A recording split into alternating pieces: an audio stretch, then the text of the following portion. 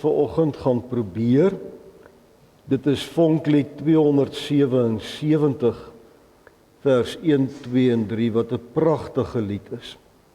Daarna bly ons staan vir die fotum en die seëngroet, en dan kan u sitplekke inneem.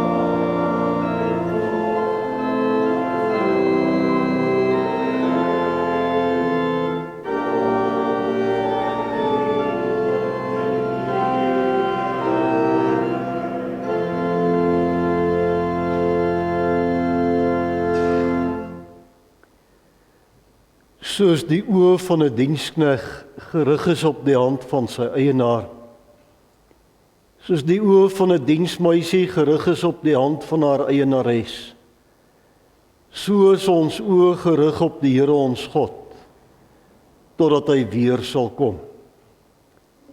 Broers en susters, genade, barmhartigheid en vrede word ryklik aan u geskenk van God die Vader, van Jesus Christus die Here en van die Heilige Gees. Amen.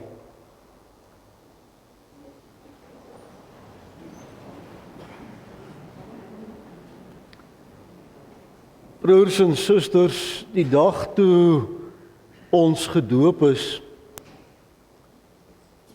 het ons deur daardie teken vir mekaar gesê dat God ons as sy kinders aangeneem het. Kom ons luister, hoe leef kinders van God? Ek lees vir ons uit 1 Johannes 4, vers 7 tot 21.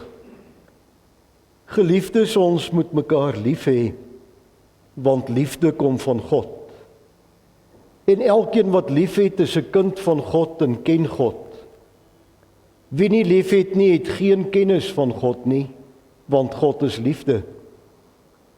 Hierin is God se liefde vir ons geopenbaar. Sy enigste seun het hy na die wêreld toe gestuur sodat ons deur hom die lewe kan hê. Werklike liefde is dit. Nie die liefde wat ons vir God het nie, maar die liefde wat hy aan ons bewys het, deur sy seun te stuur as versoening vir ons sondes. Geliefdes, as dit is hoe God sy liefde aan ons bewys het, behoort ons mekaar ook lief te hê. Niemand het God nog ooit gesien nie, maar as ons mekaar lief het, bly God in ons en het sy liefde in ons sy doel volkome bereik. Hieraan weet ons dat ons in hom bly en hy in ons. Hy het ons sy gees gegee. En ons het gesien en is getuie daarvan, dat die Vader die Seun as redder van die wêreld gestuur het. Wie bely dat Jesus die Seun van God is, God bly in hom en hy in God. En ons ken die liefde wat God vir ons het, en ons glo daaraan. God is liefde. Wie in liefde bly, bly in God en God bly in hom. Hierin het die liefde sy doel volkome met ons bereik. Ons het niks te vrees vir die oordeelsdag nie.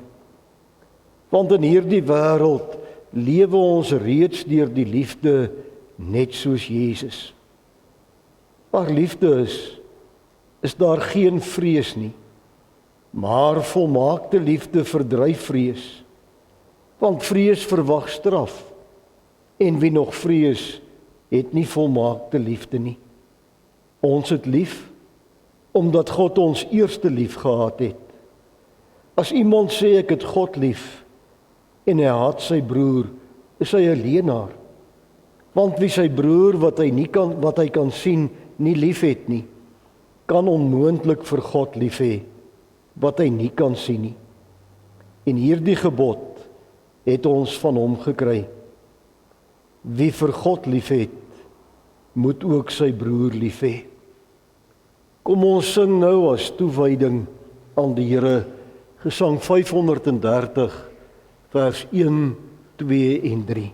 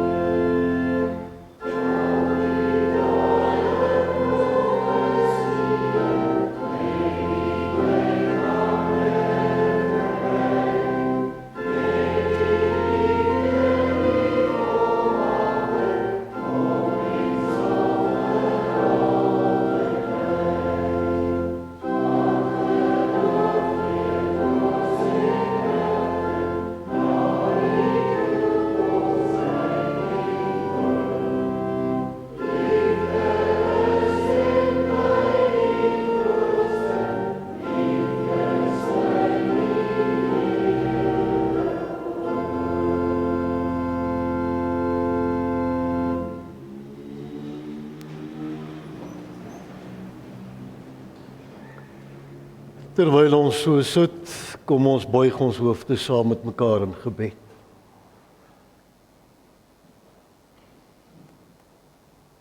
Ons almagtige God, troue en barmhartige Vader in die hemel.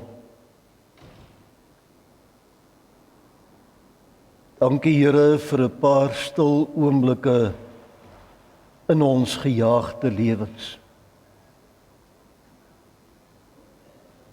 Dankie Here dat ons vanmôre as gesinne, as gelowiges die voorreg het om saam in ons kerk bymekaar te wees.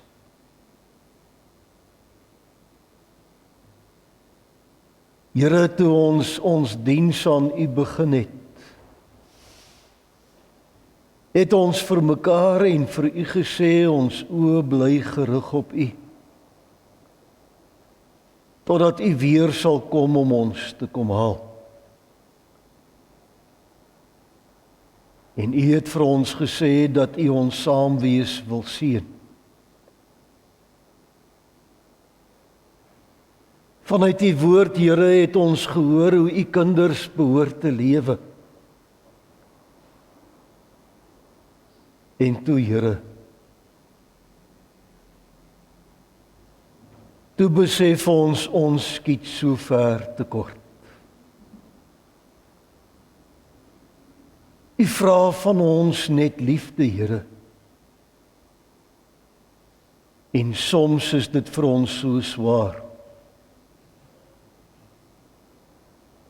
om mekaar lief te hê. Here, dit gebeur so maklik dat ons eerder wegstoot as wat ons nader trek. En ons wil bely, ons is skuldig. Maar Here, ons wil ook vra dat U ons sonde en ons oortredinge nie sal toereken nie. Wanneer U na ons kyk en aan ons dink, Here, dan wil ons vra dat U dit in die groot liefde sal doen. Kinders vir wie U ontsettend lief is.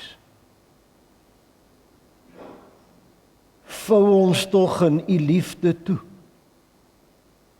Werk deur U Gees binne in ons dat ons geloof sal hê.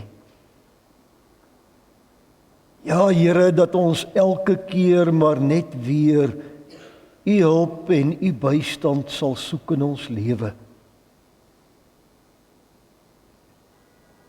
Dat ons sal bekeer van daardie verkeerde dinge in ons lewe wat skeiding maak tussen U en ons.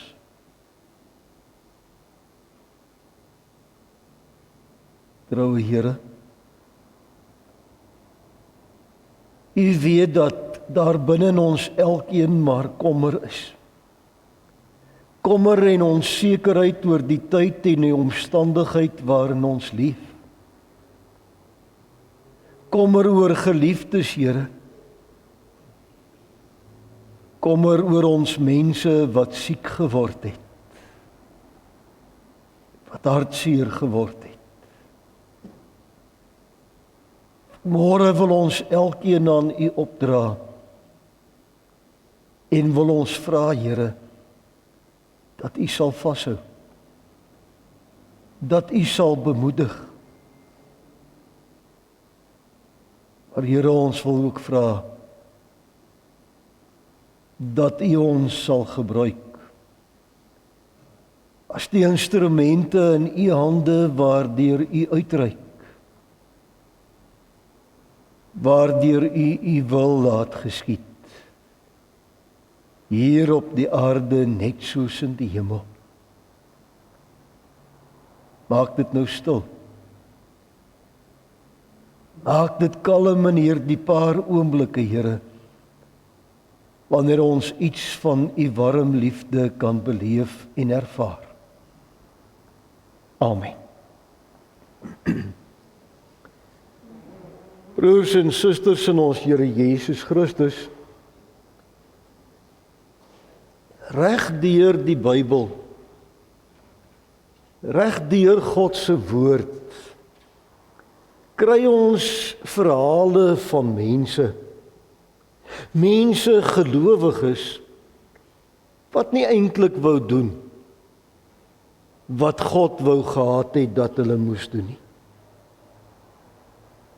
Verhale van mense wat nie na die plekke toe wou gaan waarheen God hulle gestuur het nie. Verhale van mense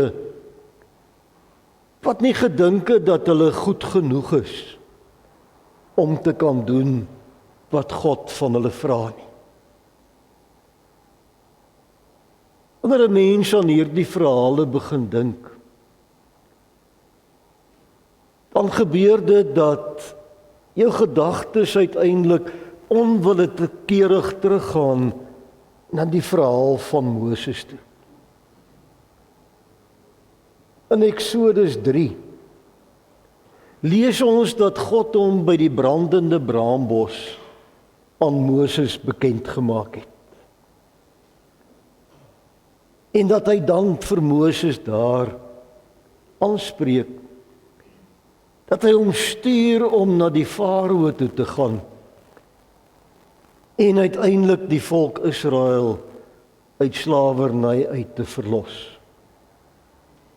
En dan antwoord Moses, broers en susters, in Eksodus 3 vers 11, wie is ek, dat ek dit by die Farao sal waag, en dat ek die Israeliete uit Egipte sal bevry.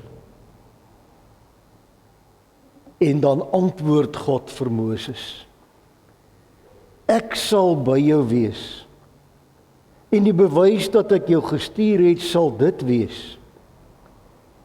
wanneer jy die volk uit Egipte bevry het, sal julle my by hierdie berg aanbid. Hoe baie goed ken u en ek nie hierdie verhaal nie.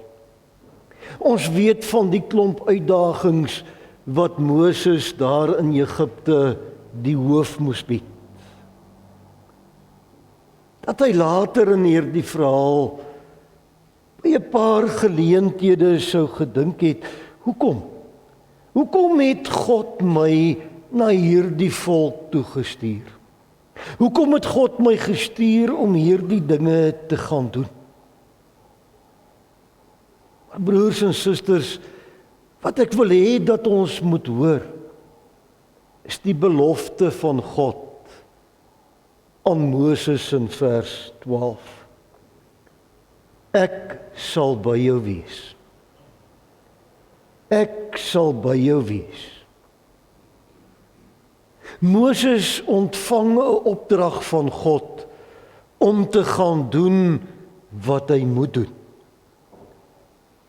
Hy moet God se beloftes aan die aardsvaders, aan hulle voorvaders opnuut weer gaan verkondig. Hy moet opnuut weer Israel se leiers gaan mobiliseer. Hy word gestuur om die Farao te gaan konfronteer. Hy moet gaan doen wat net hy kan doen. En hy moet God vertrou om te doen wat God sal doen. Ons weet hoe dat Moses nie wou gaan nie. Hoe dat hy vir God gevra het om iemand anders uiteindelik in sy plek te stuur, want hy sien nie kans om hierdie dinge te gaan doen. Ons ken die uiteinde van die verhaal. Moses het tog op die ou einde gaan doen waarvoor hy nie kans gesien het nie. En God het soos wat hy beloof het, gedoen net dit wat God kon doen. 'n Ander verhaal wat in 'n mens se gedagtes opkom, is die verhaal van die profeet Jona. Ons weet, Jona wou ook mos maar nie gaan waarna toe God hom wou gestuur het nie. Ons lees in Jona 1 vers 2 dat God vir hom sê, Jona, maak klaar. Gaan na die groot stad Ninive toe en spreek hom aan. Want ek weet hoe sleg daar die stad is. Ninive was inderdaad 'n slegte stad gewees. Die woord wat in Hebreëus hier gebruik word vir dit wat in Ninive aangegaan het, dui op uiterste morele verval wat daar was. Elkeen in daardie stad het net gedoen soos wat hy of sy wou. Ninive is die hoofstad van die Assiriërs. Die Assiriërs is die aardsvyande van die volk Israel. En nou word Jona Ninive toe gestuur om vir hulle te preek. Hy moet vir hulle gaan preek en vir hulle gaan sê dat hulle moet bekeer. En Jona wil nie soontoe gaan. Ons weet hoe dat hy probeer wegvlug. Weg van Ninive af, nee, weg van God af. Want hy wou nie en hy het nie kans gesien om dit te doen wat God wil hê dat hy moet doen nie. En hy probeer wegvlug. Met 'n skip ergens anders heen. En dan kom daar 'n geweldige storm. En Jona sê in vers 9 vir die matrose, ek is 'n Hebreër. Ek dien die Here, die God van die hemel, wat die see en die vasteland gemaak het. Ek is 'n Hebreër. Ek dien die Here wat die see en die vasteland gemaak het. Maar vir my, en dit sê hy, vir hierdie profeet wat die almagtige God van hemel en aarde dien, is hierdie opdrag een te veel. Nee, Here, nie Ninive nie. Dit, Here, is nie die regte plek nie. Dis moeilik in Ninive. Die mense daar is 'n klomp korrelkoppe. Hulle leef soos wat hulle wil. God en sy gebod, daarvan wil hulle niks weet nie. Hoe broers en susters, hoe preek 'n mens vir jou aardsvyande? Hoe preek jy vir hulle om hulle te bekeer? Hoe oorleef jy binne in so 'n vyandige stad en wêreld? Tarsus, Here. Ek sal eerder Tarsus toe gaan. Stuur my soontoe, want daar, Here, sal ek gelukkiger wees en daar sal ek dit kan doen. Maar die Here roep hom Ninive toe. Want in Ninive is daar mense wat God en Jona nodig het. Teen sy sin. Op 'n wonderbaarlike manier word Jona dan byna in Ninive uitgespoeg. En Jona doen net dit wat hy kan doen. En weer het God gedoen dit wat net God kan doen. Maar broers en susters, ons kry mos nie net hierdie verhale in die Ou Testament nie. Ons kry dit ook in die Nuwe Testament. Ons kry soortgelyke verhale in Jesus se bedieningstyd. Sy disippels het baie keer verstom, verbaas gestaan oor Jesus se aanvaarding van hulle bevoegdheid, van hulle vermoë om uiteindelik hierdie opdragte wat God gee uit te voer.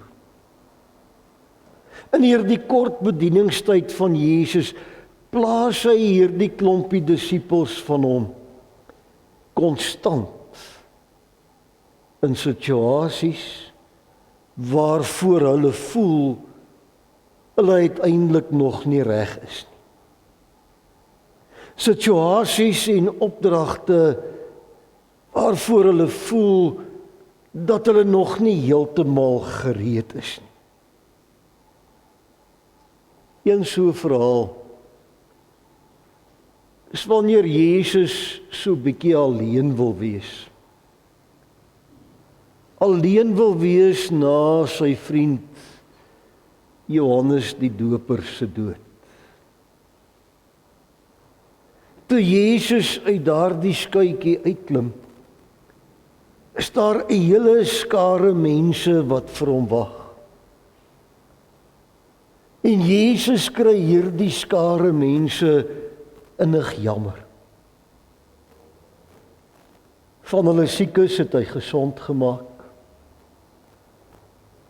Hy het hierdie mense probeer leer van God se liefde en van God se genade.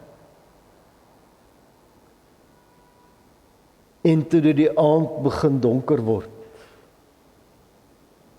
lees ons dat hierdie mense honger was. En omdat dit 'n afgeleë plek was waar hulle is, het die disippels vir Jesus gesê, stuur tog hierdie klomp weg. Stuur hulle tog dorp toe, sodat hulle vir hulle kos kan gaan koop, want hulle is honger. En dan antwoord Jesus hulle in Matteus 14 vers 16. Hulle hoef nie weg te gaan nie. Gee julle vir hulle iets om te eet. Hulle hoef nie weg te gaan nie, gee julle vir hulle iets om te eet. Ek kan my voorstel, broers en susters, hoe die disippels se gesigte in daardie oomblik moes lyk. Jesus nooi hulle om deel te wees van die oplossing van 'n probleem. Maar wat Jesus hier vir hulle vra, is eintlik onmoontlik. Daar is duisende mense. Johannes vertel ook vir ons hierdie verhaal. Maar hy sit so ietsie by. Hy sê, Jesus het dit gedoen om ons klompie disippels te toets. Met ander woorde, Jesus het geweet dit is vir ons onmoontlik om vir so baie mense kos te gee. Hy het geweet dat ons uit onsself uit dit nie sou kon doen nie. Wat doen Jesus? Hy probeer sy disippels leer om buite hulle gemaksone hom te vertrou. Hom te vertrou om te doen wat net hy kan doen. Om te vertrou dat wanneer God jou roep, God vir jou sal gee wat jy nodig het om te doen wat hy van jou vra om te doen. Andreas kom dan by Jesus en hy sê vir hom, Here, hier is 'n seentjie met 5 brode en 2 visse. 5 brode en 2 visse vir duisende mense. En wat Jesus volgende sê, is 'n uitnodiging, broers en susters, wat nie net aan daardie disippels gerig word nie. Daardie uitnodiging word ook aan ons elkeen gerig. Daar staan, bring dit vir my hier. Bring dit wat daar is. Bring dit hier na my toe. 5 brode en 2 visse. Te min vir duisende mense. Maar bring dit vir my. En dan, broers en susters, wat gebeur? Jesus sê, as wat ek wil hê dat jy iets moet doen, dan moet jy uiteindelik deel wees daarvan. Jy word 'n mede-deelnemer van dit wat ek wil hê dat jy moet doen. Dit wat jy het, moet jy met my kom deel. En ons lees in Matteus 14 vers 19. Hy het die menigte beveel om op die groen gras te gaan sit, om te eet. Toe neem hy die 5 brode en die 2 visse. Kyk op na die hemel en hy vra die seën. Daarna het hy dit aan die disippels gegee en hulle het dit aan die mense gegee. Die disippels het sekerlik net soos Jona en Nineve tussen hierdie skare ingeloop en gehoop, gebid, dat hulle nie soos 'n klomp idioote gaan lyk nie. Maar hulle het gedoen wat Jesus gevra het dat hulle moet doen. Hulle het langs Jesus geloop. Geloof is uiteindelik nie 'n idee om met iets na vore te kom en dan God te los om alles te doen nie. Nee. Die disippels het met die brood en die visse gedoen wat net hulle kon doen, om te begin uitdeel. En hulle het Jesus vertrou om te doen wat net hy kon doen. En met hierdie geloof in God, met hierdie vertroue in Jesus Christus, gebeur daar dan uiteindelik iets wonderliks. Ons lees 'n stukkie verder, Matteus 14 vers 20. Al die mense het geëet en genoeg gekry.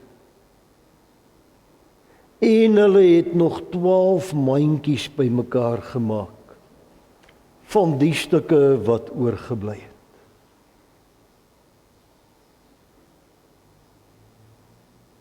U en ek, ons voel ook baie keer om 'n verskil te maak. 'n Verskil te maak in my gesin se lewe. 'n Verskil te maak in my kerk. 'n Verskil te maak binne in die gemeenskap. Maar dikwels voel ons soos wat daardie seentjie in Matteus en Johannes moes gevoel het. Dit wat ek het. Dit wat ek het is nie naastenby genoeg om 'n verskil te maak nie. My brode en my visse is nie eers genoeg om vir 20 mense kos te gee nie. Ons voel soos Moses. nie goed genoeg, nie bekwaam genoeg om 'n bepaalde taak uit te voer nie. Dat hierdie taak wat aan ons opgedra is, uiteindelik oorweldigend te groot en te onmoontlik is. Ons voel soos Jona om eerder Tarsus toe te vlug. Eerder Tarsus toe ter wille van ons eie gerief. Terwyl God ons in Ninive wil hê om 'n verskil te maak. Ons voel verward, soos wat die disippels verward moes gevoel het oor dit wat God van ons verwag. Wat het ons geleer, broers en susters? Ons het geleer uit hierdie verhale om dit wat ons het te gee. Om dit wat ons het na Jesus toe te bring. Om maar net te doen wat ons kan doen. En dan te vertrou en te glo dat God in Jesus sal doen wat hy beloof het om te doen. Dat hy onvoorwaardelik sy kant sal bring. Net soos toe Moses na die Farao toe gegaan het. Net soos toe Jona vir sy vyande moes gaan preek het. Net soos die disippels wat vir baie mense met min moes kos gee. Want dit lyk vir my, broers en susters, dit is maar die manier waarop God werk. Dit is die manier hoe God mense verander. Dit is hoe God gesinne en gemeenskappe en die kerk verander. Dit is hoe dit gebeur dat jy in jou geloof uiteindelik groei. Dat jou geloof sterker en dieper word. Net na die vermeerdering van die brood en die visse, stuur Jesus weer sy disippels in 'n boot vooruit, terwyl hy nog hierdie mense laat huis toe gaan. Jesus soek 'n paar oomblikke van stilte om te gaan bid. En weer vind die disippels hulle in 'n situasie waar hulle nie op hulle eie aan die ander kant kan uitkom nie. Die storm op die see. En weer eens moet hulle leer om net Jesus te vertrou, sodat hy kan doen wat net hy kan doen. En in Matteus 28 kry ons weer die opdrag van Jesus. Gaan na al die nasies toe en maak die mense my disippels. Doop hulle en leer hulle in die naam van die Vader, die Seun en die Heilige Gees, om alles te onderhou wat ek julle beveel het. En onthou, ek is by julle tot aan die volëinding van die wêreld. Onthou die lesse wat ek julle geleer het. Onthou om my te vertrou. Onthou om te doen net dit wat julle kan doen. En onthou dat ek dan sal doen wat net ek kan doen.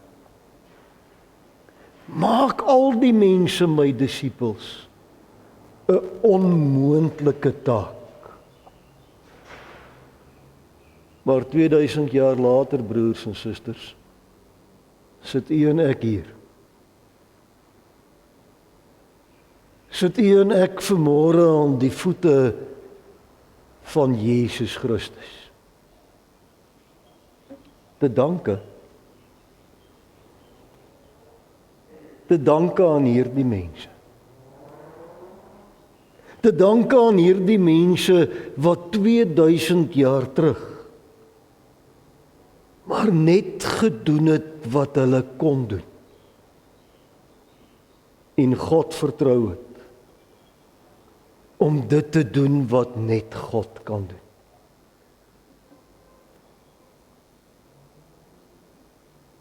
Ons voel dat ons in ons gesinne, in ons gemeente en in ons wêreld 'n verskil moet maak ter wille van God. En wat jy voel jy moet doen, kan jy uiteindelik nie doen as jy heeltyd dink aan die min wat God vir jou gegee het.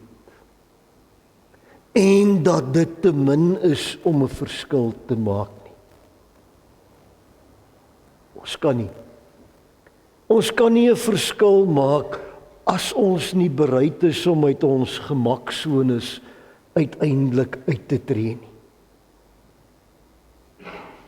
As ons nie bereid is om daar 'n verskil te maak waar God wil hê dat ek 'n verskil moet maak nie. Die koninkryk van God, die verskille wat die koninkryk van God in mense lewens maak, lyk vir my word nie binne in gemaksones gedoen nie. Wanneer jy geroep word om 'n verskil te maak, en dit lê binne in jou, en jy kan uiteindelik nie tot rus te kom nie, en jy moet, en jy is onseker wat daar uiteindelik vir jou aan die ander kant wag, en jy is bang vir die uitdagings wat daar op jou pad kan kom, en tog weet jy moet, dan moet jy God vertrou. En jy saam met God is uiteindelik in staat om die verskil te maak. Is uiteindelik in staat om iets wonderliks te laat gebeur. Lyk vir my asof hierdie verhale vir ons wil leer, ons kan nie wag tot ons gereed voel nie. Want wanneer my broer en suster sal jy gereed voel om iets te doen?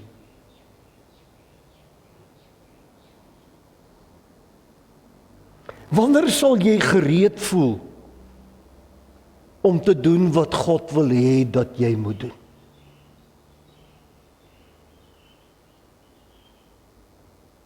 Ons moet doen.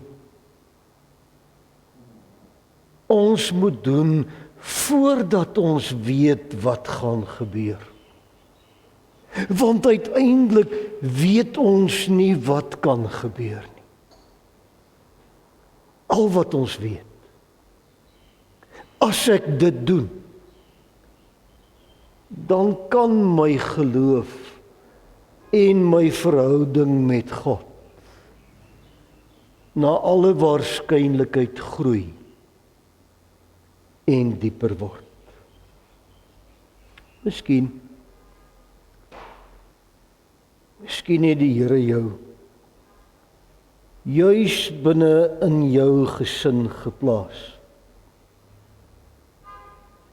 Miskien het die Here jou juis hierheen geroep, na hierdie gemeente toe, na hierdie dorp toe, om 'n verskil te maak.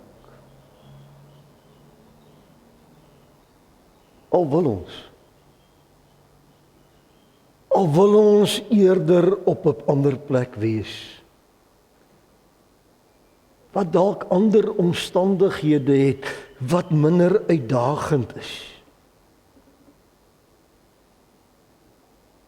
Al voel dit vir ons soms asof ons soos idioote gaan lyk. Die mense wat nog altyd groot verskille gemaak het, is daardie mense wat maar net dit wat hulle gehad het, na God toe gebring het. Dit is die mense wat geluister het en uiting gegee het aan hulle roeping, met net dit wat hulle gehad het. Ergens in hierdie wêreld is daar vanmôre iemand wie se lewe, dalk iemand wie se kind of wie se huwelik, wie se geloof verander kan word, as jy maar net bereid is om vorendag te kom met wat jy het. As jy bereid is om met jou geloof in Jesus se hand te stap en bereid is om te doen wat net jy kan doen. Al voel jy dit is te klein. Dit is te min om 'n verskil te maak. Ons het elkeen 'n storie om te vertel. En God nooi ons uit om daardie storie van ons na hom toe te bring. Doen wat jy kan doen. En vertrou hom om maar net dit te doen wat hy kan doen. En jy sal verbaas wees oor wat julle uiteindelik saam met mekaar kan doen. Amen. Ons slotsang, broers en susters, is gesang 488. Ons sing al 15 verse, daarna die seën en dan ons wegsendingslied.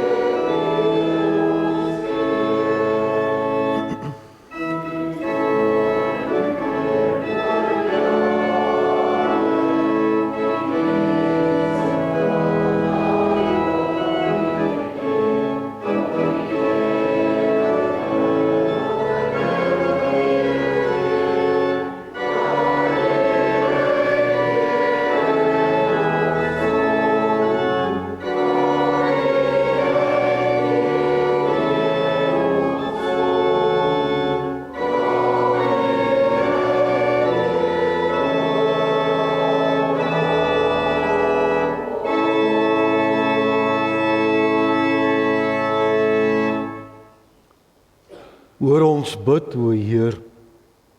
Hoor ons bid, o Heer.